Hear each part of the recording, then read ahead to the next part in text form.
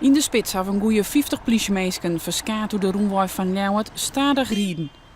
Er zijn wilde acties, de eerste van het land. De frustratie is grut bij de politiemensen in de strijd voor een betere CAO. Nou ja, het laat in ieder geval heel erg goed zien dat mensen boos zijn, maar het ook zelf wel kunnen organiseren en daar niet per se een bond voor nodig hebben, maar dat zelf willen doen.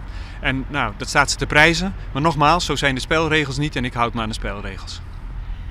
Die frustratie ik te krijgen met het feit dat de laatste grote acties verbeen binnen via een kwart pleit, met de voetbalwedstrijd Cambuur. Nou, ik sluit het niet uit. Mensen waren er zeer verbolgen over. Dat gebeurde al bij Go Ahead Eagles Den Bosch. Toen zat ik in de rechtszaal in Zwolle. Toen voelde ik ook al de frustratie van politieagenten. Dat was bij Cambuur Zwolle. Hier bij de rechtbank in Leeuwarden niet anders. Dus ik sluit helemaal niet uit dat dat ook speelt. Maar ik zal het straks van ze horen. Wilde staking van de politie? Nou, ben we net zo blij mee. We gaan maar 100 meter ben we thuis. Maar mijn muil kan niet. Ze gooien nooit langs.